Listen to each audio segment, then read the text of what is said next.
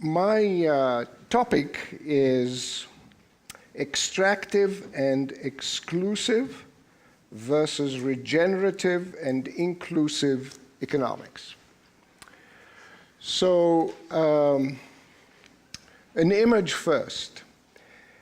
There is a group of young boys and girls that are born with an incapacity, if you will, and that is that their eyes are so constructed that they see the world from a different perspective than the rest of us.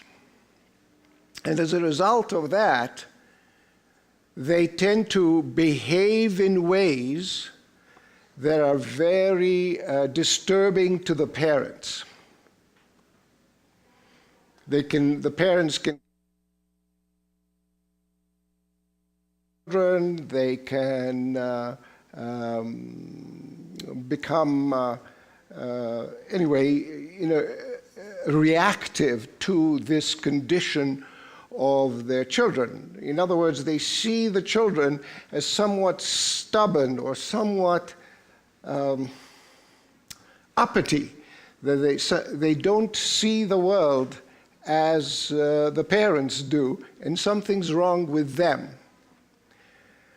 And it turned out that a psychologist, together with some medical professionals, discovered a set of spectacles that the parents could wear. And as a result of that, the parents could see the world as the children did, and the change of the behavior of the parents was extraordinary, that they now turn to loving parents, to learning from their children rather than the children learning from them. So I liked that notion very well, that not only experiment, but a reality very much, because it seems to me that one of the issues that we have amongst our differences is that we see the world with different spectacles. And so, therefore, there is a necessity, it seems to me, that we learn how to temporarily, if we're too afraid to shed them for good, to temporarily shed the spectacles with which we see the world, the political world, the economic world, the psychological world, you name it, so that we can at least temporarily wear another set of glasses so that we can see the world in a way that is very, very different to how we've accepted to see it. And that is a corrective to our inherent spectacles, that we've grown up with. There is a growing literature to show that all of us, from very, very early childhood, learn to have certain beliefs and to see the world from a particular perspective.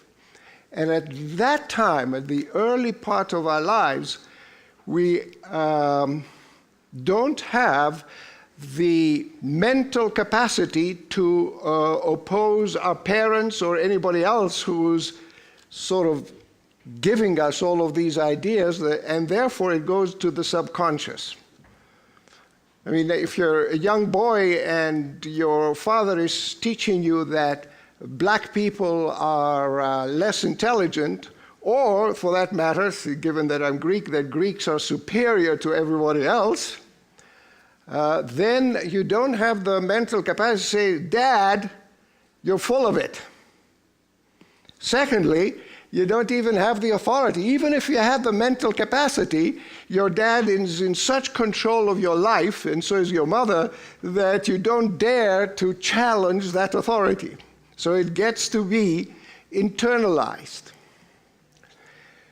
So by and large, it seems as if we've invented two principal ways to take away, not take away, but to become aware of these prejudgments, or as we call them, the prejudices, if you will, that are installed in us. And actually, an American economist by the name of Schumpeter, is actually a rather conservative economist of the 1950s, called it the pre-analytic vision. That is to say, we begin with prejudices looking at the world. So we've had, it seems, two particular ways of undoing that. One is psychological. There are techniques now of discovering what it is that one has as inherent beliefs. Inherent beliefs. And the second one then is to use that capacity to dislodge that inherent belief. There is some controversy as to whether or not you can look at the world without beliefs, inherent beliefs, or that once you do away with the belief that is destructive, to install another belief that is benign. The second, of course, tradition is mysticism. Throughout all religious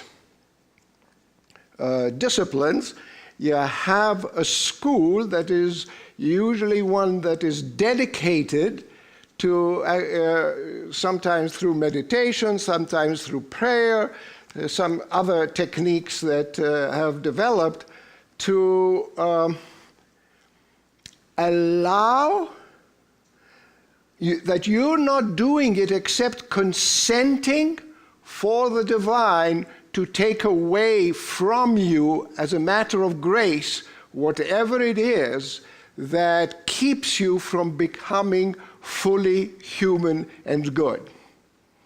So there are two options for us, if you will.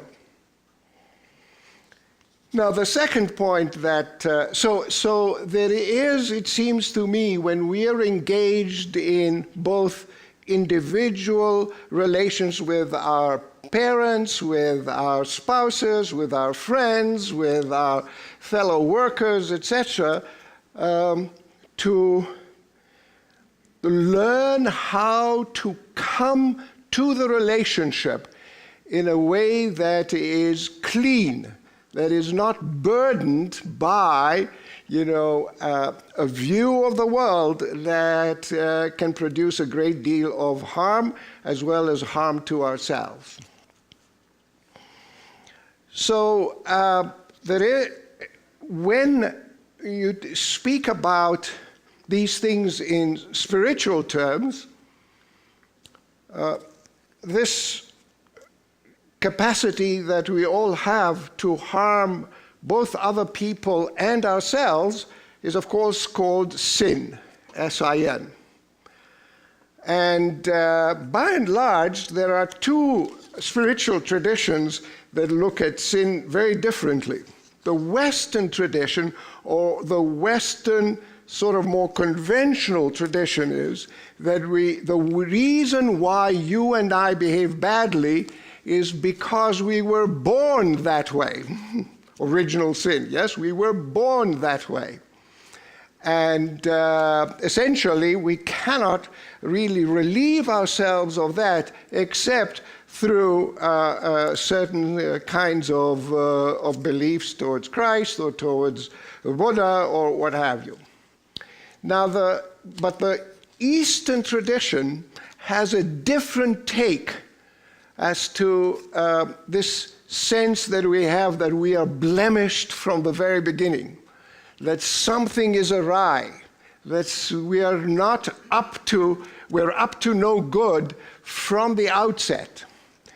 The Eastern traditions usually don't put the cause that you were born that way, but that you have made a mistake.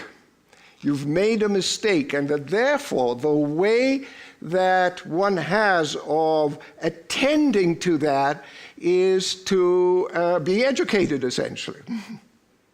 You know, somebody from the outside, somebody who's shed these veils can come and teach you, hey, you've made a mistake. You're not separate from the world. The world is not threatening. Whenever you consider that the world is outside, that you are separate from the world, it must mean that the world is threatened. So you either have to defend yourself and always be in a defensive situation, or attack the world before it attacks you.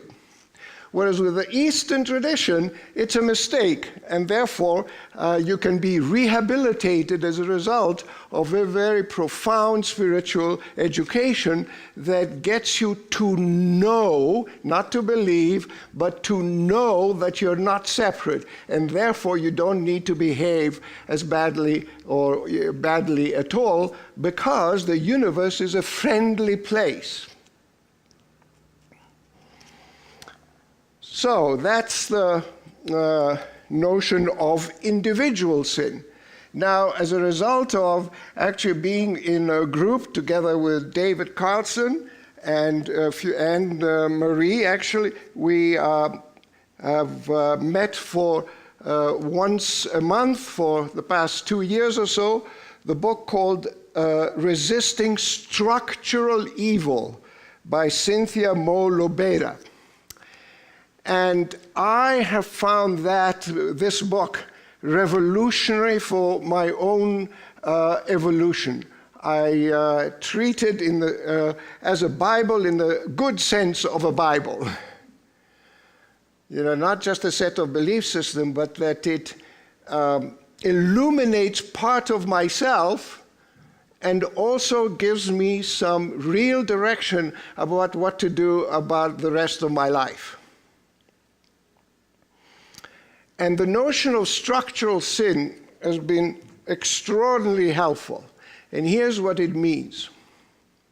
It's still the case that it's connected with sin, but that the cause of that sin is not me being a bad person or behaving badly individually.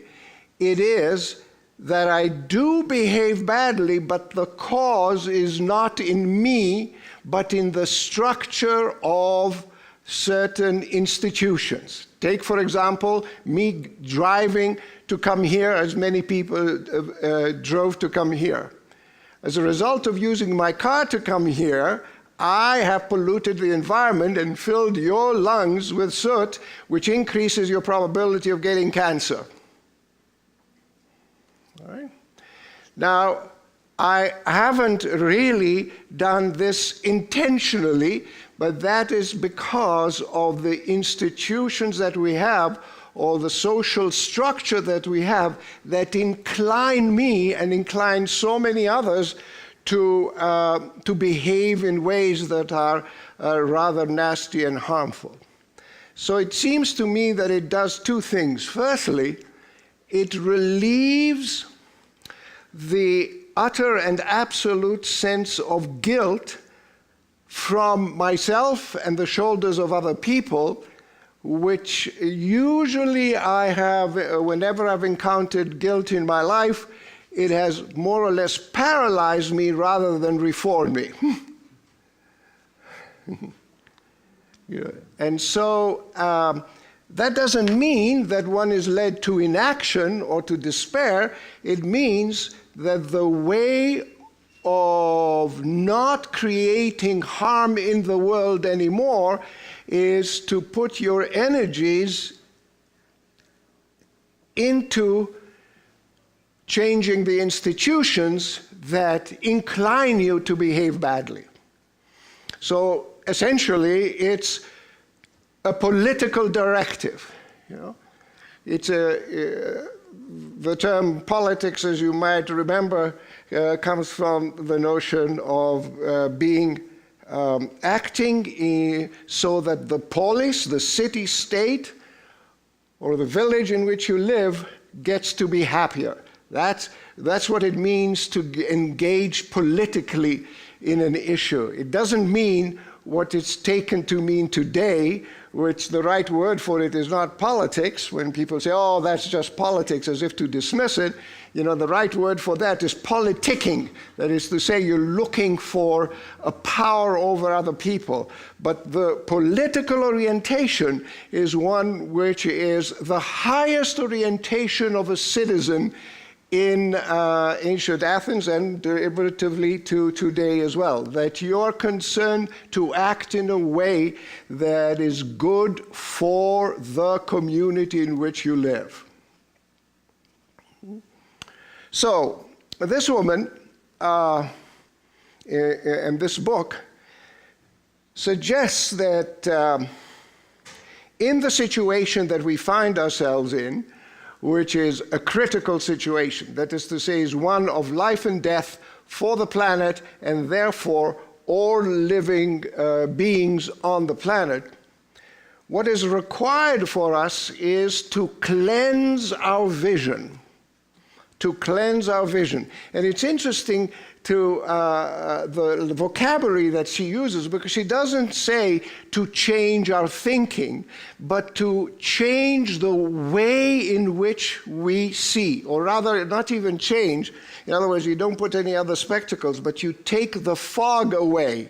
You take the glasses away altogether so that you can see clearly. And what you can see clearly, that we are on the brink of destruction. That this is not just a little bit of changing the needle and going a little bit to the right or a little bit to the left. When you're at a precipice, then the thing is that you've got to see that you're on the precipice. And therefore, it's very, very dangerous indeed. And it won't, half measures or quarter measures or even big measures that don't attend to the fact that you're on the brink are useless. Yeah. So that's one thing that you get with this new vision. The second one is, and this is that I've come to,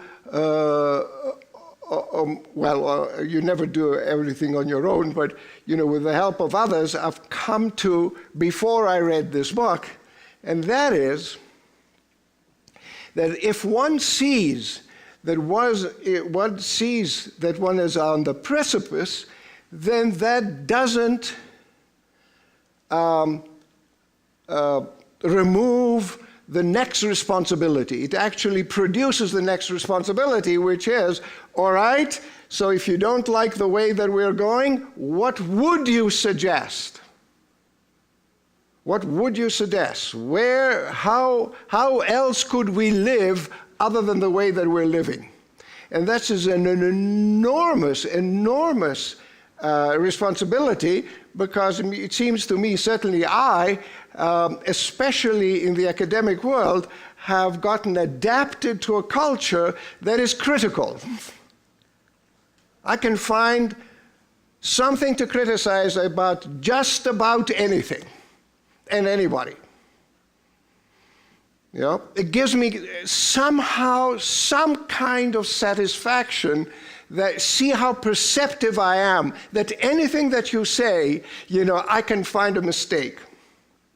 It gives me a sense of superiority. Yeah. But if I have the responsibility to, once I'm critical, to also say, well, what would I do next? Then that puts me in jeopardy, right? Rather than feeling superior, it puts me in jeopardy, because then you can criticize that idea, or lots of people can dismiss it as rubbish, or call me a commie, or call me a fascist, or call me an idiot, or call me an ignoramus, or call me a Greek, or call me any kind of name. So that's the second vision that we need to acquire.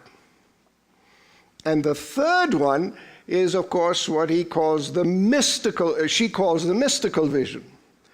The mystical vision is that in dealing with this precipice, we are not alone.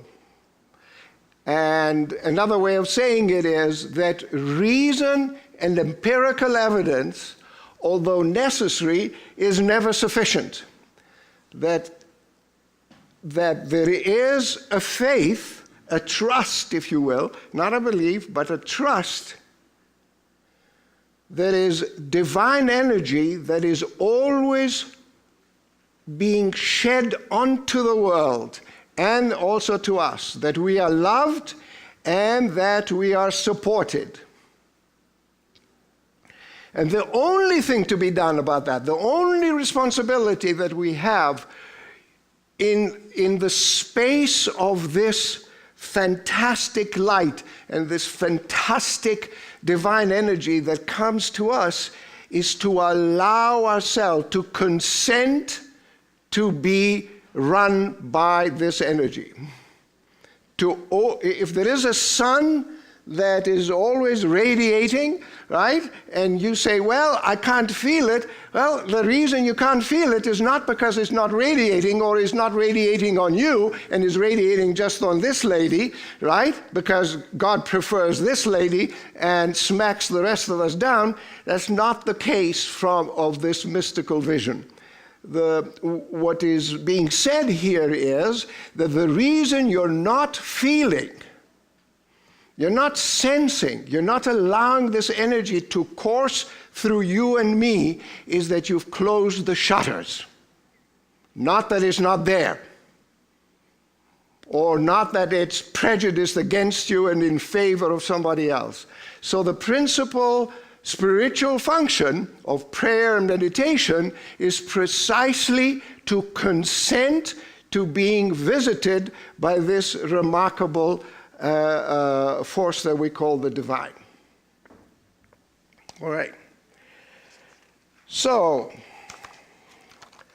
why do I say this? With respect to a different kind of economics. Part and parcel of changing the vision of economists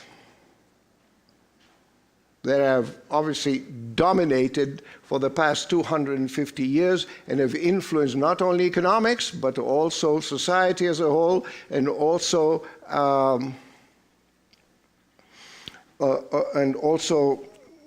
the environment, obviously.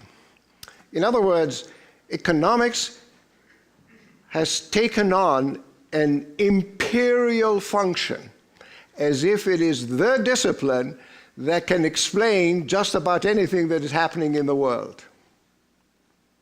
And economists are very proud of this kind of thing. And that is why when I was asked many years ago, some 4 or 5 years ago, when I was beginning to write about these things and to give presentations, what do you believe is the principal obstacle to having an economic system that takes into consideration both the earth and the society? Because economics as a discipline doesn't take into consideration either society or the earth.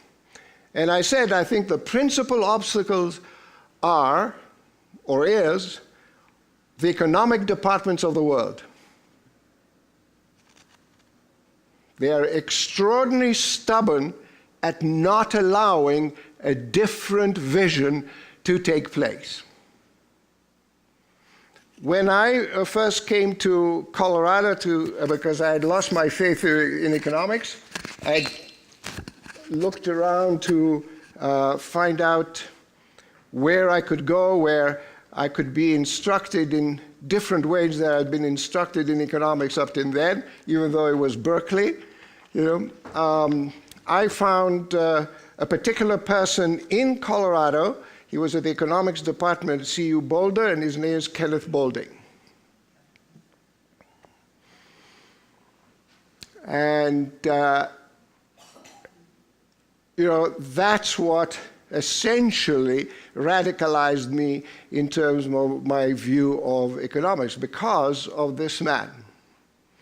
because it was very easy to recognize that he had a different sense of spectacles on him.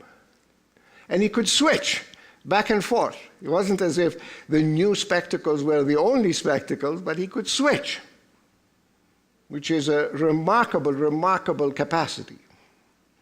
So let me give you an example of what he had to say about resources. You know that in economics, you probably know by now that economists divide up resources into 4 categories: land, labor, capital, and entrepreneurship. So by land, they mean natural resources. By labor, they mean you and me as workers, whether I'm CEO or a person just digs holes in the ground. Unskilled labor. Then we have capital, the great introduction of a new resource by the Industrial Revolution. The first Industrial Revolution is exemplified as an economic system under capitalism. So capital. And the 4th one is entrepreneurship, the capacity that human beings have to create something new with new resources to produce new goods and services for the society. Now, what he suggested is say, well, yeah, that's a good way, that's one way of looking at it, and essentially the economics department has looked at resources this particular way, right? Divided up into these 4 categories.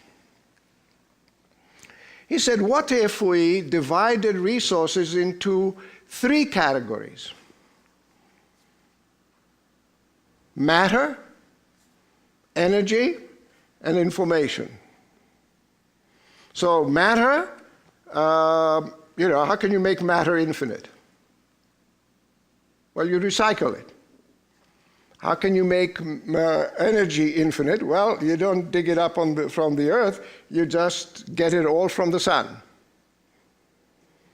And what's so about information? Well, information, if Peter gives me some information, he doesn't lose it, and I have more of it. That is to say, it's additive, so can't run out of it. He also recognized, of course, that he can give me false information. In which case, we add to the false information, that's bad news.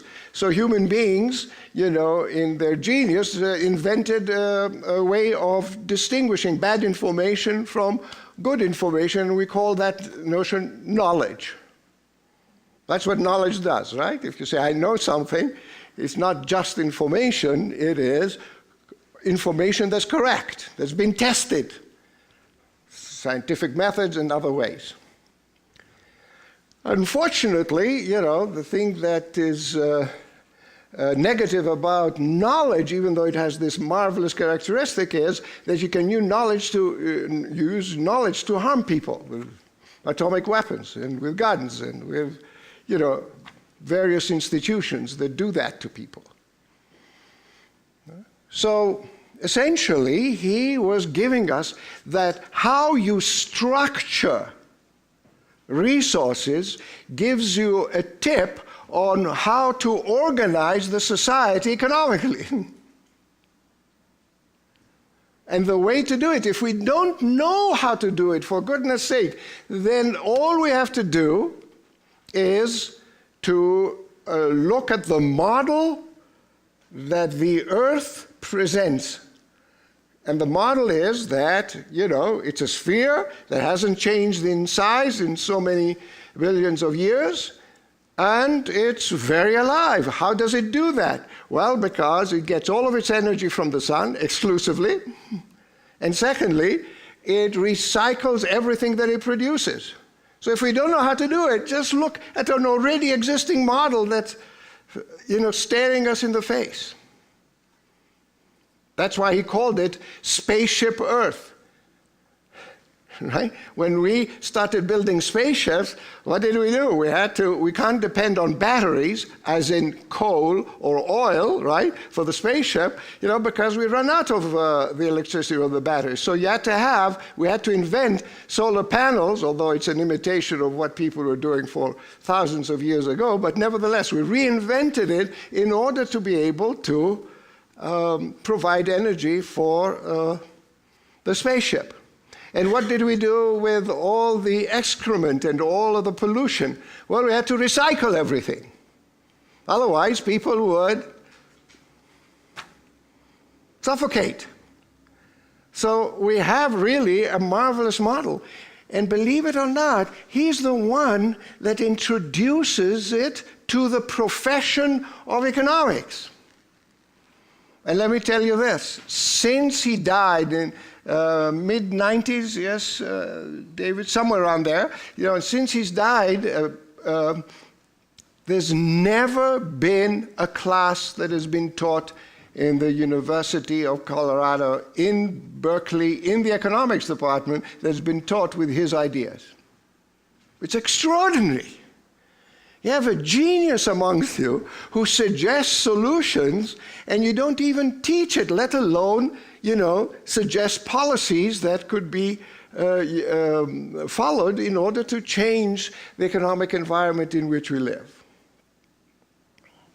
So this question of vision is really terribly important. Let me give you a second example of that. And I forget the source. I was reading about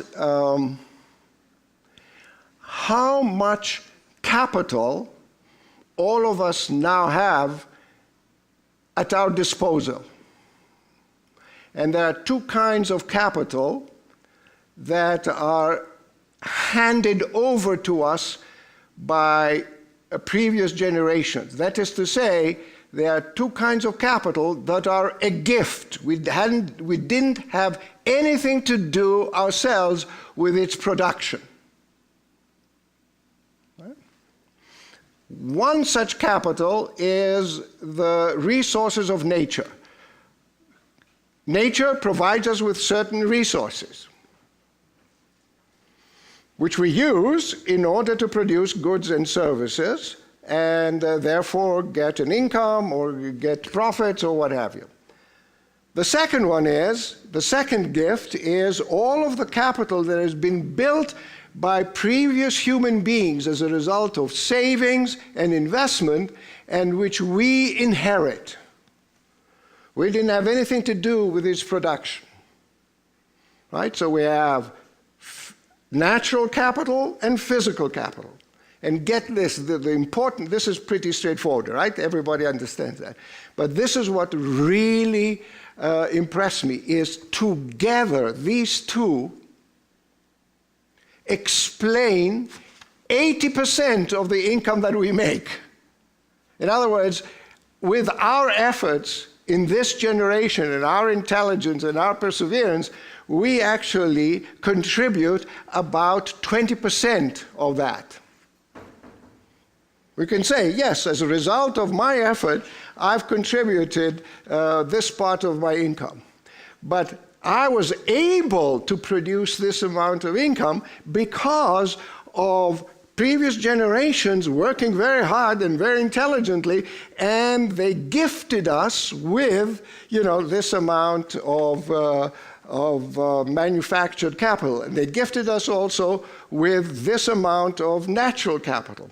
And by the way, this is why, was it Nathan that suggested, or somebody before, that this generation is going to be making less income than the previous generation, right?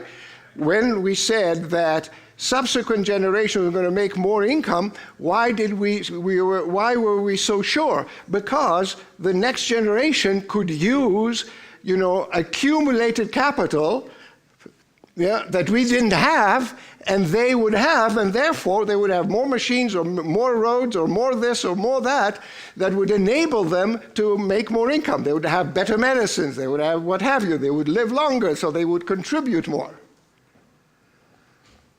Right? So why is it that not only are we not the next generation not going to contribute more?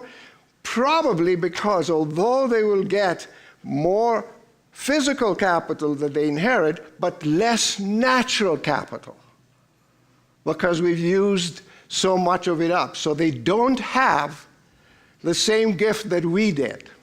And part and parcel of the whole notion of gift, which is both economic but also spiritual, is that whenever we receive a gift, it's not for us to use it as our own. Yes, we can and should make use of it. You know, it's no use being given a gift. If you're given a gift of beauty, if you're not given a gift of intelligence, if you're given a gift of a particular talent, etc., you know, there is no spiritual tradition that says you shouldn't really use it. But what they say is you shouldn't really use it only for yourself. Since it's a gift and you haven't produced it, you have a responsibility when you receive a gift to share the fruits of that gift. So, if we want to fund various things that we want to, whether they are roads or whether they are education or whether they are whatever it is that we want to fund, we have a fund that is available to us.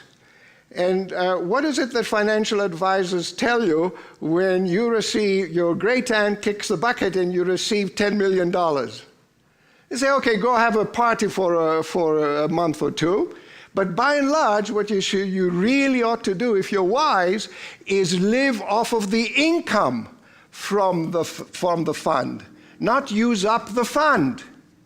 The stupidest thing you can possibly do, and I can possibly do, is to use up the fund. The gift, just the income from the fund. So that means that, you know, we've got to change the economics that we teach and the economics that we suggest to legislators and to each other and to business people as to what would be the kind of economic system that actually not only would take us away from the brink and just live in, yes, we've avoided utter death for the whole species, but we're still miserable. No, the great project is to see to it that we use the income from the fund and also not just survive, but thrive.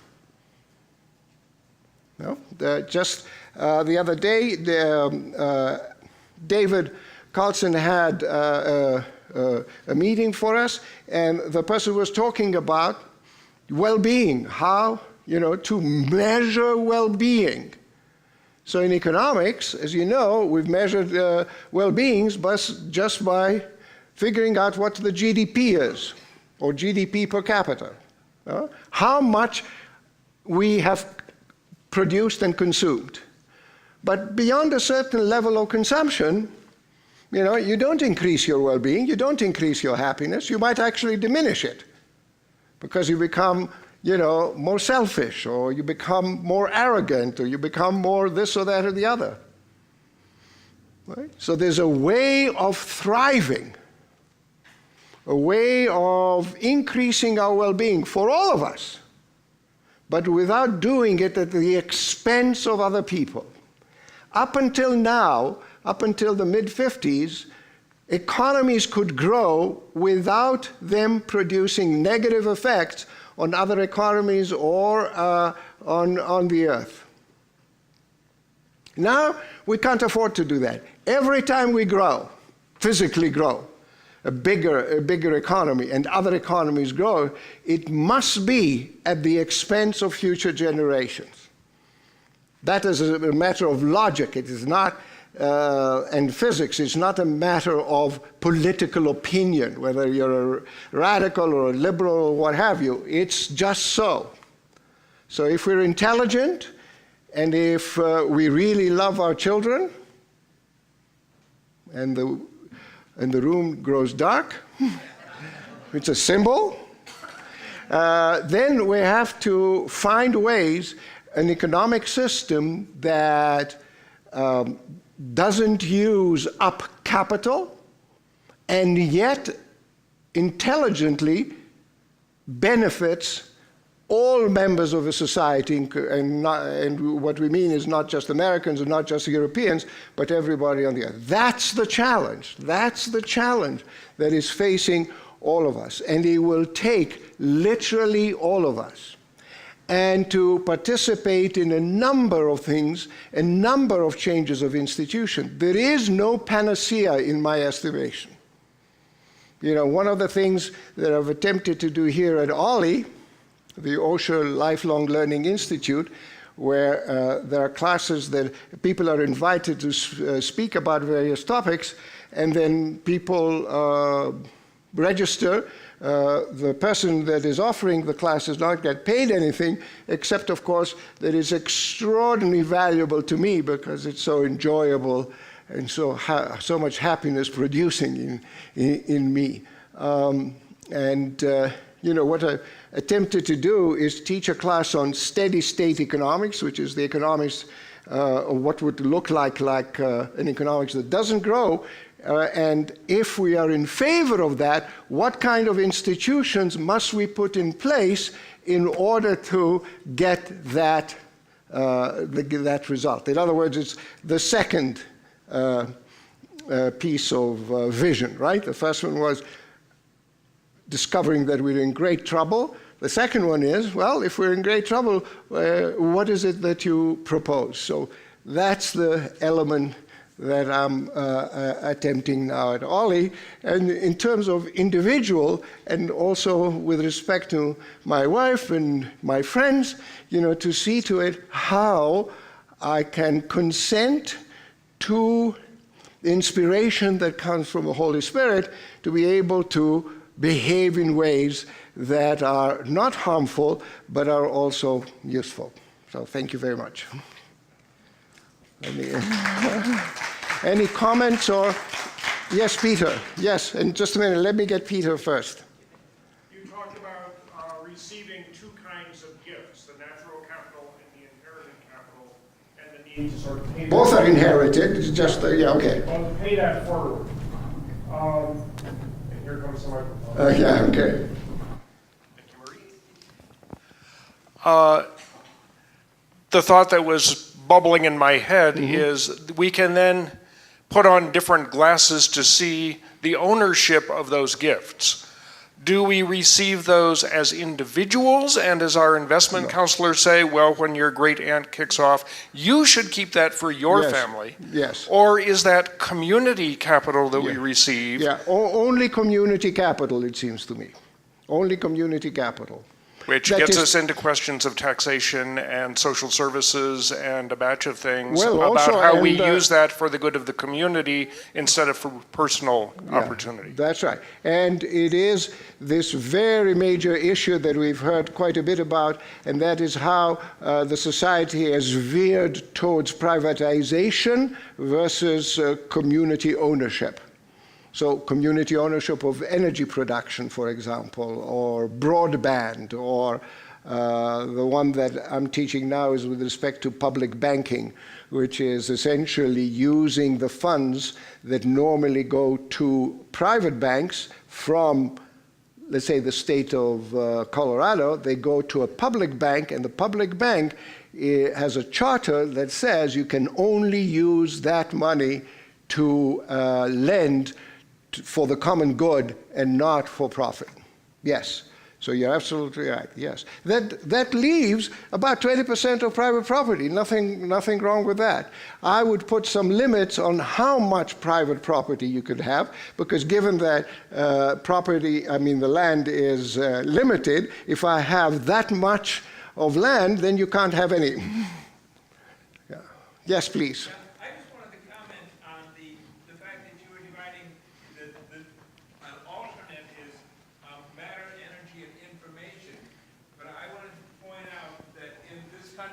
Many countries, information turns into capital through patents and copyrights. Yes. which then creates corporations that have excessive power. Yes, that's right. We are very right in pointing that out, and here's what I would do, that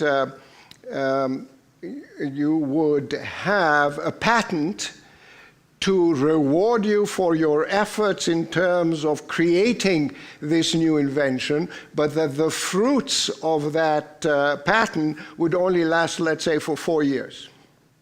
And then it becomes public property. Because, you see, what you have invented is not only your inventions, you stood on the shoulders of giants to be able to produce that invention.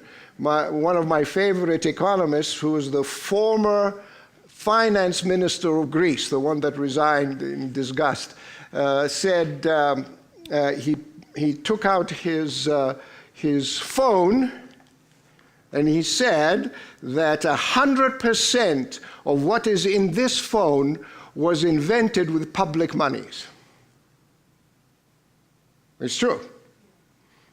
You know, what was the invention that led to all of these people making a great deal of money is how to take that knowledge that was produced with public funds and then use it in a way as to provide people with telephones and this and that here. And for that, they ought to be rewarded, but not for the knowledge that they got from somebody else paying for that knowledge.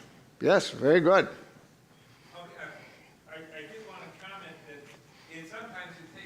Than 4 years to put something into production. But Fine. Anyway, so we can, you know, we can. The one that bothers me the most is copywriting of software. Yes. Copyrighted, and it's still, you're not allowed to sell it or use it even though they've changed it. Yes. Yes, that's right. It should be open market. Yeah, absolutely. So there's nothing to keep us from doing that, right? Nothing from doing that. It's, you know, if people oppose you, you just. What's that? The law keeps us from doing it. Yes, but you can change the law. This is what. Yes, no, not you. When I say you, it's a we. That needs to be changed. As indeed, you know, all of the greats, you know, just did that. You know, Martin Luther King didn't just say, oh my goodness, you know, all of these white folks down south don't want black people to register to vote. That doesn't stop him. He goes ahead, and even though, as we were saying earlier, you might sacrifice your life, it's still the case that that's what you have to do. Yeah. Yes, David. I'd like to make a comment about sin. Yes. And I'd like to make a comment about individual sin and corporate sin, if we Or can structural use those sin, words, yeah, right. as the author, Dr. Mo Lobita, describes or, you know, points out in her book, which you've brought out for us to think about. Namely, while she does say that individual actions are insufficient to Yes. in the face of corporate power and structural evil. They're necessary. She goes on to say that such changes can only be made by individuals. In other words, it will be individual leaders, it will be individuals like Rosa Parks and others whose actions begin to undermine Yes. the structure of sin by And, itself. and which create a movement. So it's both and, I would say. Yes, very good. Yes, thank you for that correction. David has made this point time and time again after.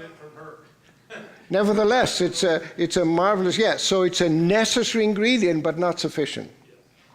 It can't be done without individual action, and it can't be done only with individual action. Yes, very good. Yeah. So, any more? Any other questions? Alec, Yes, Steve. what's your perspective on guaranteed minimum income? I would say it's a necessity, but I don't know if we are going to accomplish it maybe on time. And that is my orientation about just about everything. Yeah, you know, that it's a real necessity. And for those of you that are sometimes known as universal basic income, and that's the idea that all human beings, but let's say America, all American citizens have a right to minimum income. And not the minimum income with respect to working, but you know, universal and unconditional. That is to say, you get it as a result of being an American citizen, just like you get a vote for being an American citizen. You didn't work for it, you know, you didn't sacrifice anything for it. You just, because you were born here, you have that vote. So that's the idea. I have connected it, others not necessarily, have connected it with life, liberty, and the pursuit of happiness. If we have a right to life, how can we possibly guarantee that I have a right to life if I don't have the means to buy enough food to actually exist?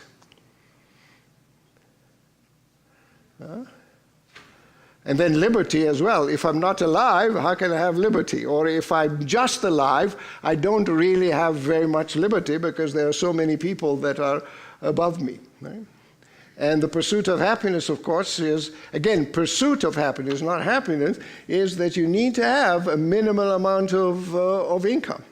You know, Aristotle, that wrote extensively on ethics, is a very also practical person, and he would say that in order to be happy, you have to have a minimum amount of income. So who provides that? We do as a society, and the government provides that, just like the government guarantees your right to vote. And I taught one class here for 4 weeks, 2 hours each week, on where we can get the funds without reducing productivity.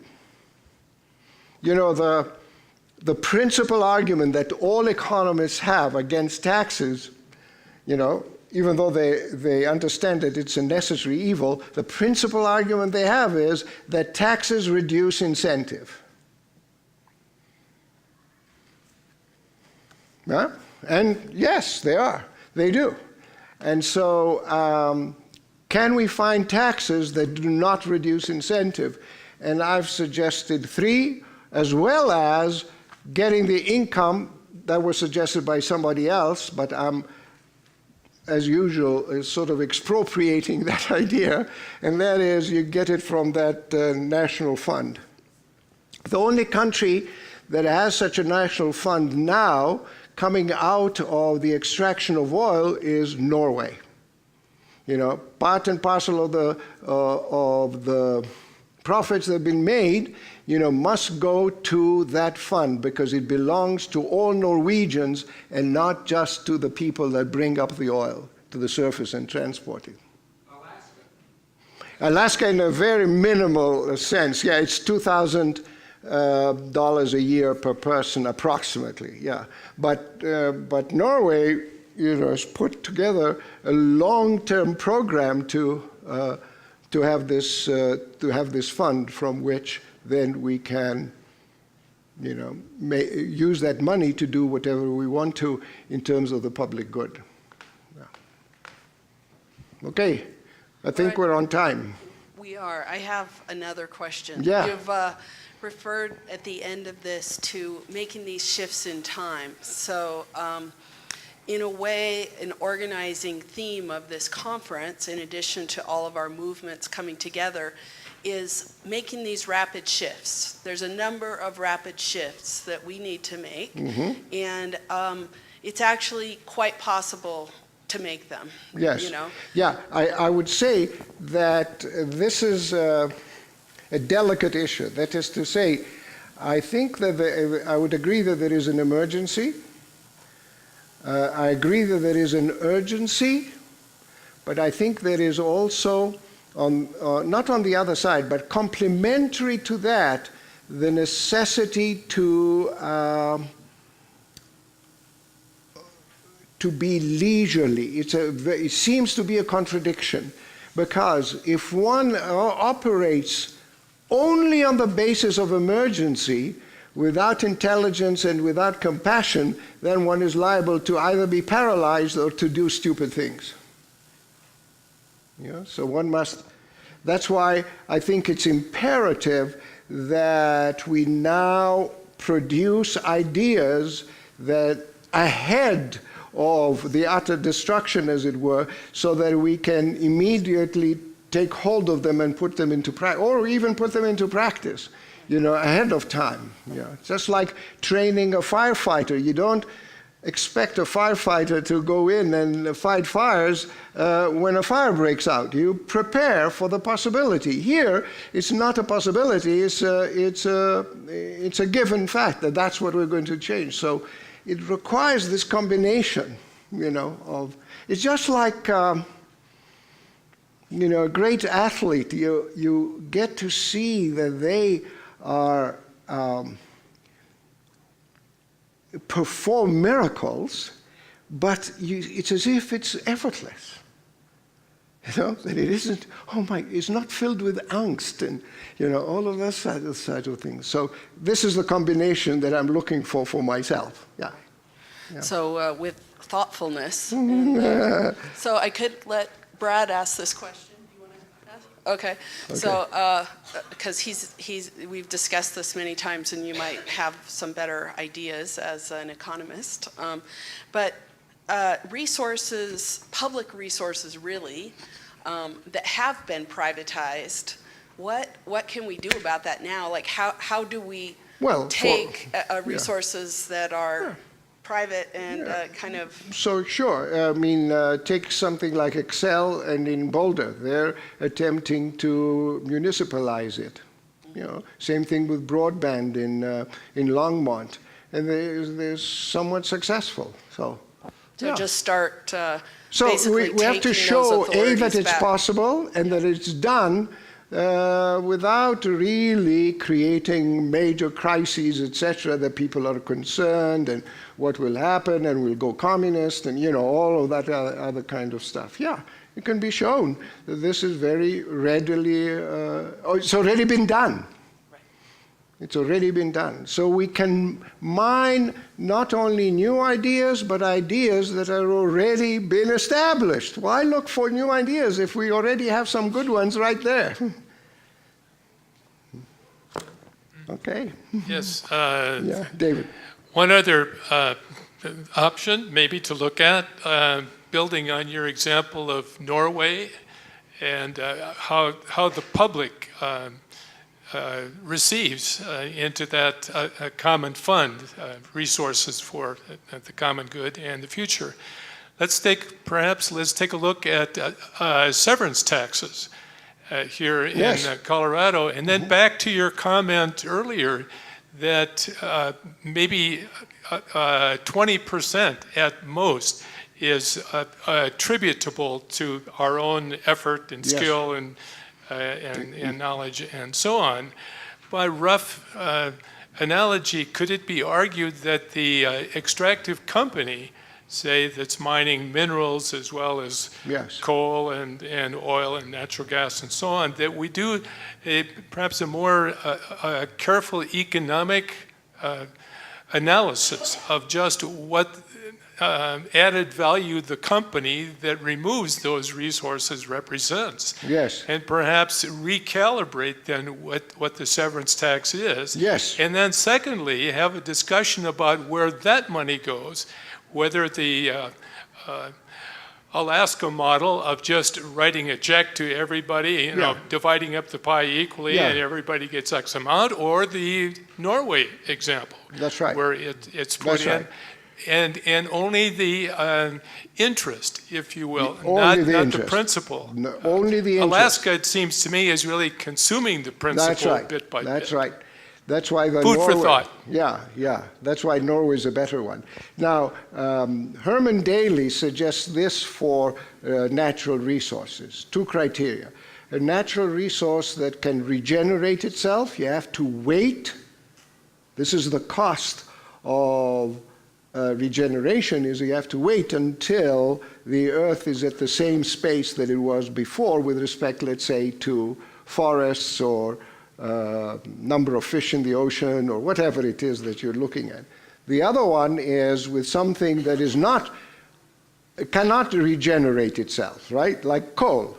Once you take the coal out, then you can't, however much you wait, it won't reproduce itself. So what your responsibility is as a society is to build a fund that produces as much income as the coal did when the coal was in the ground, so that you substitute the income-producing capacity away from coal and put into the fund.